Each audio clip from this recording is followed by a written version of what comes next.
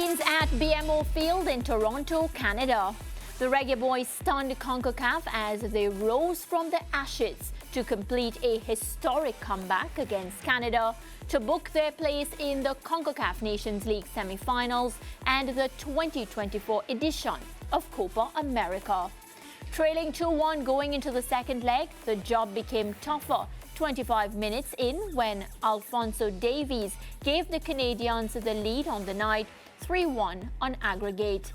Then in a frantic 7-minute spell, Shamar Nicholson scored twice for Jamaica before Ismail Kone re-established Canada's aggregate lead. The action did not end there, however, as a penalty from Bobby Reid in the 78th minute launched the Jamaicans into ecstasy and gave them an aggregate lead on the away goals rule, which they would hold to the final whistle. The win was Jamaica's first against Canada in Canada, while Jamaican head coach Jaime Grimson gave all the credit to his players. Well, actually, there was nothing to lose. We needed the 2 goals before starting the kickoff. We still needed the 2 goals, at least at half-time, and I have to give the credit to the players. They kind of rallied up at half-time. It was, all or nothing, and they went in with that attitude. Really good first tackle, second half from Damien Lowe, kind of ignited the team. So then from that tackle, I would say we played on the front foot, and we were pretty brave, a little bit open for my sake, because Canada can, of course, and did punish us with a goal in the second half. But I think, and I give all the credit to the players, they were fantastic. It was their decision to go like this, gung-ho, and just press against them. It worked. Sometimes it works, sometimes it doesn't. Today it worked, and it was all players. Head coach Jaime Grimson. Well, joining us now is football analyst Brent Sancho. Good afternoon, Brent. Good afternoon, Mariah. How are you guys? I'm sure everyone in Jamaica is excited and happy. Yeah, it should be. Really happy. I think the entire Caribbean is celebrating this win for Jamaica. As Coach Josh said, he attributes all the praises to the players, and he says, it was all or nothing, and the players gave it their all. Your assessment, Brent, of what we saw from the Jamaica Reggae Boyz? Look, what a terrific result. And as you rightfully said, Mariah, a terrific result for the Caribbean, a terrific result for Jamaica. A massive result for Jamaica as well, and the Caribbean to go to Canada and get that result. Of course, Canada is a team not too long ago was preparing to play against Belgium in the World Cup, a team that swatted their way through the CONCACAF World Cup qualifiers, beating the likes of Mexico and the USA. So this was a huge win. And of course, the backdrops of losing the first tie in Jamaica, it was very easy for the players to down tools, losing Mikel Antonio up front through injury, and all that transpired leading into the game. A first half where really and truly, if Canada was a bit more clinical and Superman Blake wasn't Superman, probably the game would be done and dusted. But a lot of credit to the players for what they've been able to do on the pitch and of course, put Jamaica into the Copa America. And I think the coach himself as well, Mariah, deserves some credit for the tactical adjustments that he made at the half. Yeah, and I want to spend some time talking about the goal scorers, Shamar Nicholson and Bobby Reid. But before them, we have to talk about Damien Lowe, because Damien Lowe is somebody who the Jamaican football-loving fans and the Caribbean, by extension, they have been very, very tough on him when he has not stepped up for the team, because they've expected only excellence from him. Last night, his energy was top-notch, and of course, he got the best out of the players around him. What did you make of his performance? Yeah, you're right. I've heard a lot of criticism on Damien Lowe, and sometimes he is wanting defensively. His decision-making comes into question. He's rash on tackles, and the list goes on and on. But one thing you cannot criticize Damien for is his heart, his passion, and the commitment he have playing for Reggae Boyz. And that shone through last night. And when I talked about the coach tactical decision, I talked about that particular one in pushing Damien into the middle of the park. I think that was an exceptional change. And give Damien credit. He came into that position and he owned it. And I think because of that change and because of the aggression in the middle of the park, that's something we talked about. I spoke about when it comes to an Achilles heel to Jamaica, was very evident when he went in there. The game swung. And this particular tackle, I think, really changed the game and turned the game in the head. And of course, from there on in, the game started to go towards Jamaica. But listen, I think that the kid deserves all the credit in the world. As you rightfully said, it has been a difficult couple of months because he has been the brunt of a lot of the criticism pelted at Jamaica. And he came up big time last night in Canada.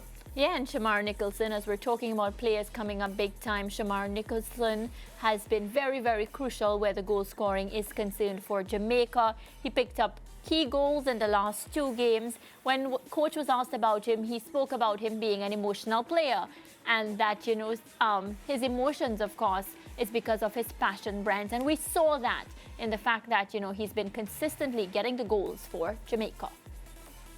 I mean, put yourself in his shoes. Here's a kid that led the Jamaica Premier League, got a move to Europe, started to do well.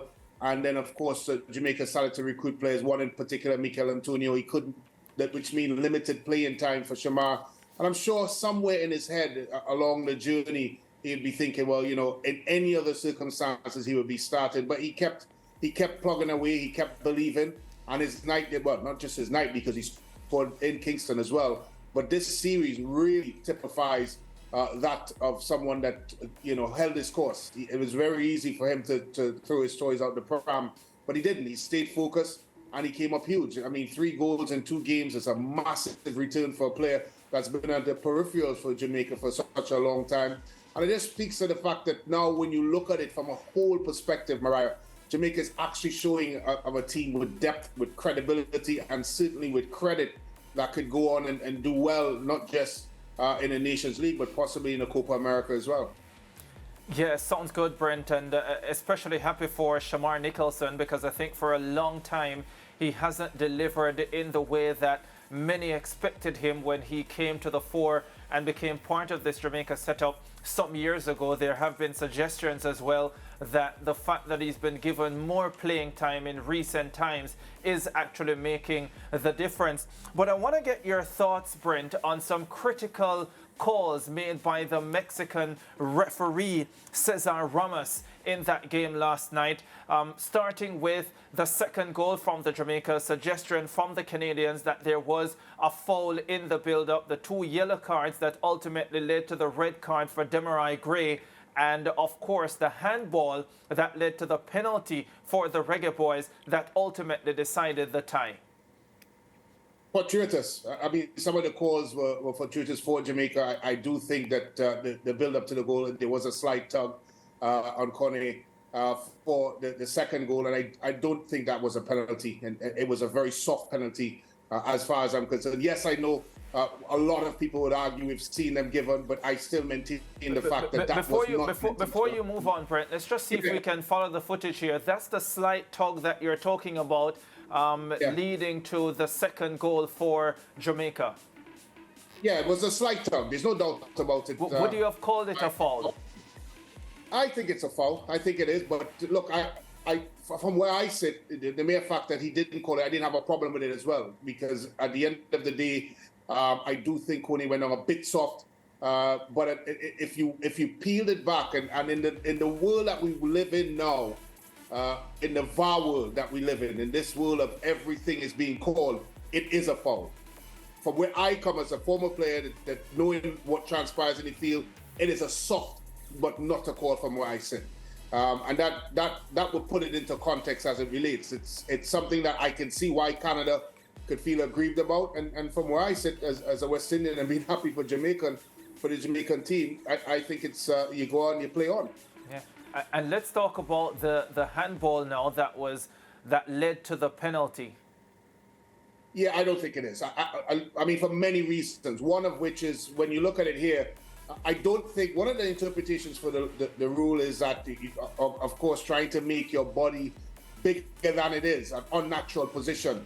I do not think his hand was in an unnatural position because he was running, coming out, as you can see, and he stops here, which is his natural position. and the ball, I think, proximity-wise, is too close to the player. So I think it's harsh on all ends. I think that's a very, very harsh call to give a penalty, because there was no intention there to stop the ball from moving forward.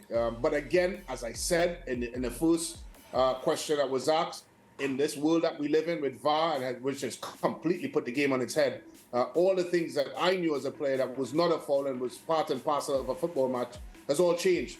So yes, at the end of the day, if it's not called, from a Canadian perspective, yes, I could see why they're aggrieved.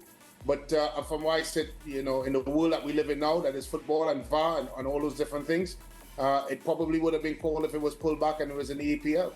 Yeah, I just wanted to make the point, Brent, that the call was checked by the VAR officials. The referee was not summoned to come and take a look at it. So I guess the VAR officials were satisfied that no clear and obvious error was made in signaling for a penalty. The Demarai Gray situation now, 2 yellow cards in the space of what, a minute and a half at most, leading to the red card. Your thoughts on that entire passage of play? Absolutely crazy. I mean, crazy on whose part? On the referee. The referee, look, at the end of the day, football is a passionate sport. Football has gamesmanship in it. There's all different elements, a part and parcel of it. Once you start making these decisions, you completely rip up what this sport is all about. And I hate to see these kind of decisions. Could Gray have been a little bit more clever? Maybe so. But I think when you put things in context, Jamaica is seconds away from going to the Copa America. You have to put those things, and that's the human side of the sport that I think is starting to miss in it. And I think the Mexican referee got it wrong. He could have been a little bit more understanding of the situation instead of being such a card-happy individual. Yeah, did he get it wrong on both yellow cards, or did he get it wrong on just one of the yellow cards? I think he got it wrong on the second one. I don't think it was needed. I don't think giving red cards at that point in the game proves anything. I think it was silly. I think a warning the player would have been suffice. I think that would have been more than enough to move on. But to give a red card, a second yellow card, I think it's poor refereeing. One of the things about refereeing a football match is being a referee, being someone that's overseeing, making sure that things go accordingly, and having a certain understanding as to the tempo of the game, the emotional attachment to the game with the players and the buy-in and all that's part of it. And that's when you hear about a referee talking about refereeing a derby game as versus some other game, because we understand and contextualize what that's all about, because there's a human side to all of this. And that's why I keep saying in this VAR world, because the VAR world has gone down the AI road, because everything human is being taken out of the sport. And it's sad, because that particular instance should have been man-managed better by the official, and it wasn't. Yeah, help us to understand, Brent, because especially on the first yellow card, initially I thought that Demarai Gray had called for the stretcher. When I look back at it, I'm thinking to myself, maybe he was just calling for medical assistance and not specifically the stretcher. So give us an understanding of what the referee would have been thinking in that situation and why it would have led to a yellow card. I think the referee was thinking that it was a time-wasted ploy, and he figured that Gray was using all in his power to waste time, whether or not he calls for the stretcher or not. And at the end of the day, he can't call for a stretcher. That's down to the referee to call for a stretcher. So again, it goes back to my point of a human side of it. He would understand that at the end of the day, the Mexican referee is the one that can make that call, whether or not medical assistant could come on the pitch. So I don't know why he would, of course, try to punish Gray for trying to make such a gesture. And again, it goes back to the fact that you have to understand where we are on what side of the game. The referee has, again, the ability to record the time and know that he can add on to it if need be. There are so many different tools given to the referee. Why use a yellow card and then a second one to send him off in such an important game? It doesn't make sense to me, again, as I said before. So however you chop this up and look at it, it was really poor by the referee. And I think, again, the referees and officials need to understand that there's a certain emotional and human side to the sport, and they need to get back involved in that. Yeah, we're fast running out of time, Brent, but we can't leave this conversation without a word on Leon Bailey. Over 2 legs, he didn't score, despite having several opportunities to do so. How did you see his performance and the fact that I think Jamaicans are being extremely critical of him for not putting away some of those chances? Look, I think Leon Bailey is a massive piece of the puzzle and a huge and important player for Jamaica. It is very unfortunate. And, you know, Leon Bailey reminds me of Stern John, because Trinidadians put a lot of criticism on Stern John. And if it was not for his goals, I mean, yes, Lawrence scored the goal in Bahrain, but if it wasn't for the goals and the qualifiers leading up to the World Cup, Trinidad and Tobago would not have qualified for a World Cup. And Leon Bailey is that type of individual. He's a leader. He's a big reason why a lot of these players have come. And he's a big character, and he's someone who's well respected. I think on the pitch, what he brings to the team is exceptional. Yes, he misses chances, but I think I'd look at the fact that he was there to try to make those efforts. Players go through those sorts of momentum. He's not scoring goals right now, yes, but there will come a time when Jamaica would need his goals. And I think he will come good when that happens. So, do you think he's playing well, Brent? Do you think he's playing well? I think he's playing well. I think he's doing it within the context of the game. I think people expect him to pick the ball up and dribble 4 or 5 players now. What I look at from Leon Bailey is the fact that he works extremely hard on both sides of the coin, both offensively and defensively. I think he's extremely committed to the cause and what he brings to the table. I think he's a leader. I think he has a strong influence in the way that Jamaica wants to attack, maybe not necessarily being on the ball, but some of the runs that he does make off the ball.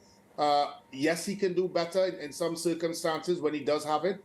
But look, I think all of the positives outweigh the negative. And I think that's the point I want to make. He is more of a positive for Jamaica than a negative. And unfortunately, just like Halverson had a lot of criticism when he first came in, Leon Bailey has gotten his fair share.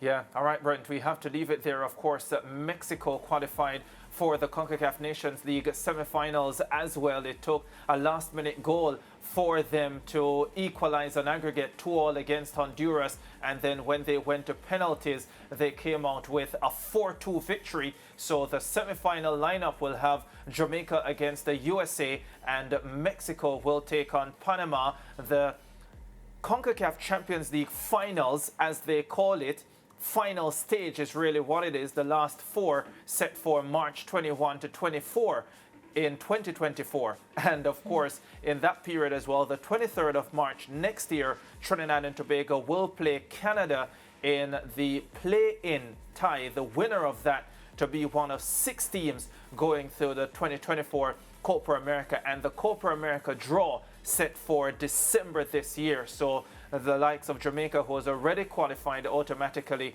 will know their opponents by December this year. Thanks very much, Brent Sancho, as usual. It's been a pleasure speaking with you. We take a break. We'll be back with more on the SportsMax Zone. Stay with us.